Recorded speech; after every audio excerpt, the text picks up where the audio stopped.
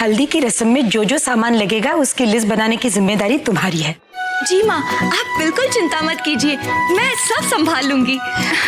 माँ, असल में शादी का सीजन चल रहा है ना, तो मैंने ना ब्यूटी पार्लर वाली को मेहंदी के लिए पहले से ही बुक करके रख दिया।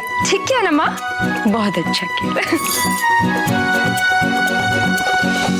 अरे आगे ये आओ करुणा।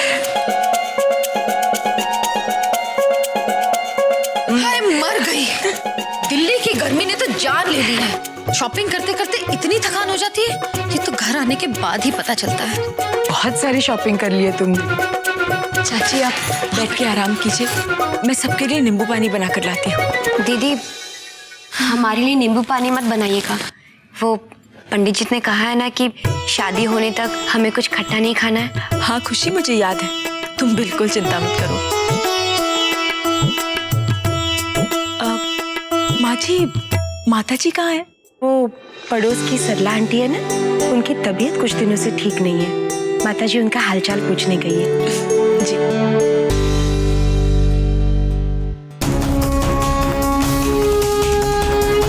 आप सब बैठ के बातें कीजिए। हम ऐसा करते हैं, रसोई में जाकर दीदी की मदद करते हैं। वो भी तो काफी थक गई होंगी ना। ठीक है, जाओ।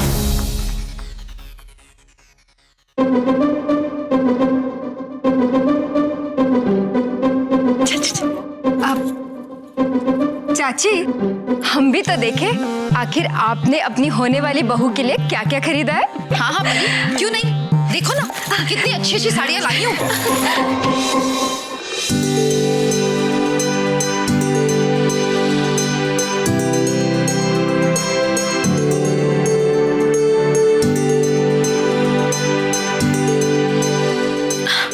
खुशी, ये लो, ये तुम्हारे लिए। इसमें मैंने बिल्कुल भी नींबू नहीं डाला है।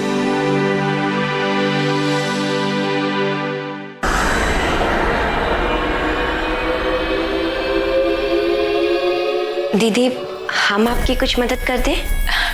नहीं, बस हो ही गया।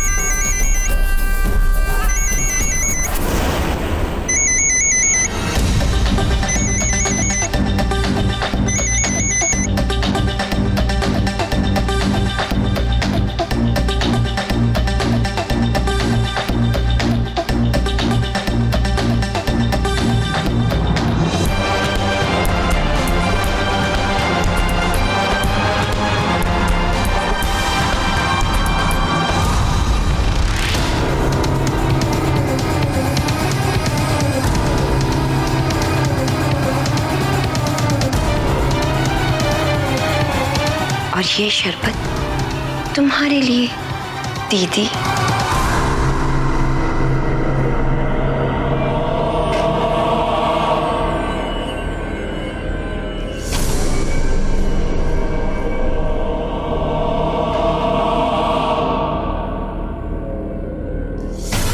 अब दीदी, ये हम लेके चले? अरे नहीं नहीं, रहने दो, मैं लेके जाती हूँ।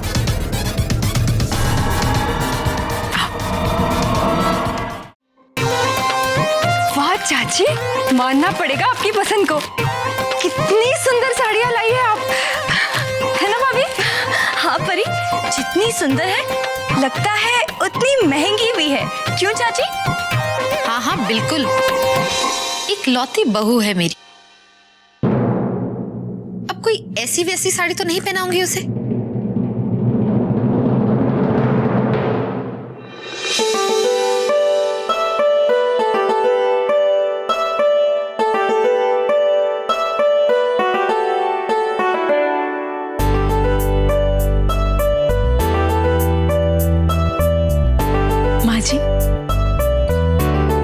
शुक्रिया बेटा।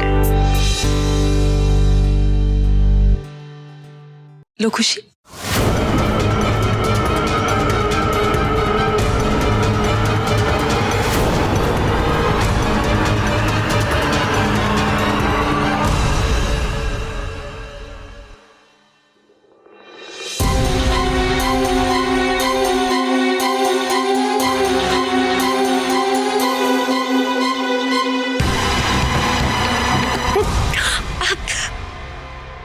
हे भगवान, माँ जी, ये शरबत तो खट्टा है। क्या?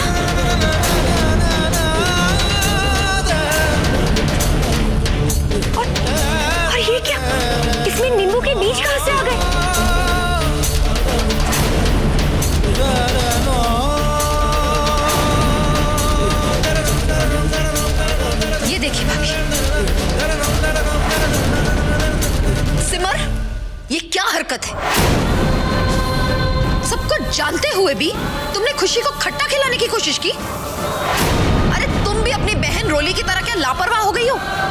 या ये तुम दोनों बहनों की साजिश है कि मेरे बेटे और बहू का जीना दूभर करने की? चाची, चाची ये आप क्या कह रही हैं?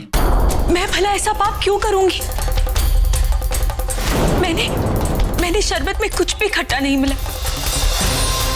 मैं सच कह रही हूँ, माता रानी की कसम। चुप रहो सिमर। माता रानी की कसम खाने से तुम सच्ची साबित नहीं हो जाओगी। आखिर मेरे बच्चों ने तुम्हारा क्या बिगाड़ा है जो एक एक कर उनसे बदला ले रही हो? क्या कह जा रही हो गुलगा? जरा सोच समझ कर बात करो। हम सिमर को अच्छी तरह जानते हैं। माता रानी की झूठी कसम वो कभी नहीं लेगी। जरूर कोई गलतफहमी हो गई होगी। अब माँ जी, बड़ी माँ जी सही कह रही है। आखिर दीदी ऐसा क्यों करेंगी? हो सकता है कि गलती से उन्होंने। खुशी, बेटा तुम चुप रहो। इस घर में कौन कैसा है मैं अच्छे से जानती हूँ। और सुजाता भाभी, मैं आपसे हाथ जोड़कर विनती करती हूँ कि आपको कुछ भी बीच में बोलने की जरूरत नहीं। मेरी खुशी नहीं है इस घर में, फिर भी हर काम में सावधानी बरत रही है। लेकिन क्या फायदा? आपकी बहुएं हैं हर काम बिगाड़ने के लिए, और आप सब कुछ देखते हुए भी उन्हीं की तरफ से बोल रही हैं। करुणा, सचमुच अपनी बहुओं के प्यार में इतनी अंधी हो गई हैं कि सही गलत का फर्क दिखाई नहीं दे रहा आपको। करुणा तुम बेवजह राई का पहाड़ बना रही हो। उसे बोलने का मौका तो दो। रहने दीजिए भाभी, इसमें भी गलती मेरी ही है जो मैंने आपकी बहुओं पर विश्वास किया। लेकिन अब आज के बाद ऐसा नहीं होगा। करुणा, खुशी बेटा, अब से तुम्हारे खाने पीने का सारा ध्यान मैं रखूंगी। मुझे इस घर में किसी पर भरोसा नहीं। चलो बेटा, ये सारा सामान उठाओ, हम अपने कमरे में चलते हैं।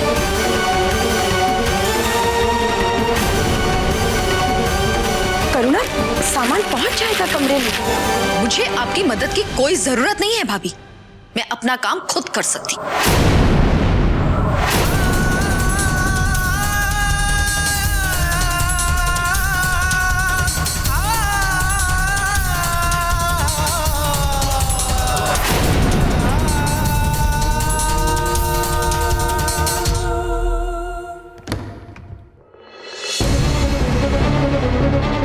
अच्छे से जानती हूँ इन सबके सीने पर सांप लौट रहे हैं मेरी एक बहू को देखकर। इस घर में 4-4 बहुएं हैं, बस फिर भी इन्हें चैन नहीं।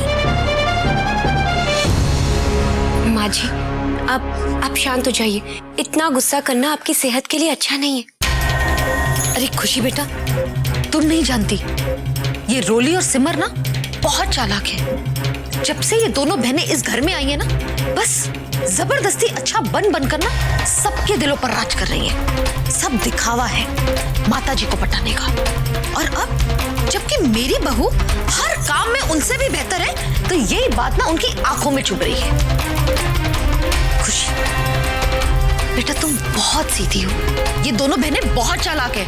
मैं तुम्हें अभी से ही बता रही हूँ, ये दोनों बहनें जितनी जमीन के ऊपर है ना, उतनी ही जमीन के नीचे। तुम क्या मुझे उनसे बचने को कह रही हो, मेरी प्यारी सासू माँ?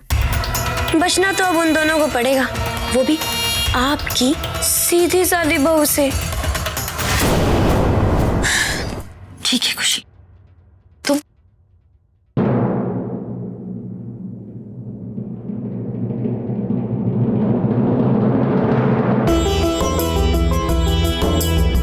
चाची, ये साड़ी आप नीचे ही भूल आई थी।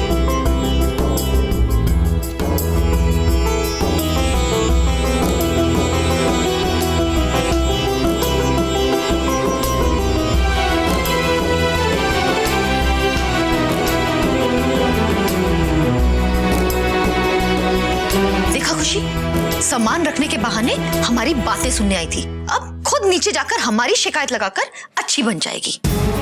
इस घर में तो हम अकेले में कभी बात कर ही नहीं सकते। खुशी बेटा, तुम जरा ये सारा सामान संभाल दो, मैं अपने कमरे में जाकर ना आराम कर लेती हूँ। ये रोज रोज के कलेश से तो मेरा सिर दर्द होने लग गया है। जी।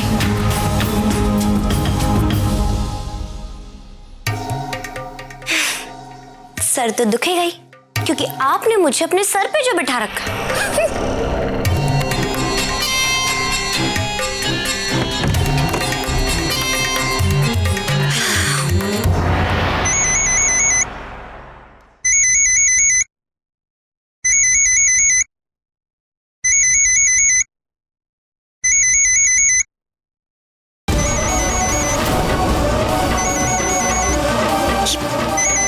साला चड्डा तो मेरे हाथ धो के पीछे पड़ गया। कैसे फोन पे फोन किया जा रहा है?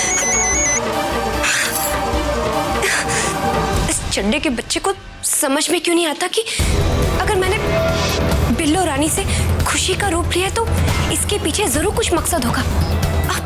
पता नहीं ये गड़े मुर्दे क्यों खाना चाहता है।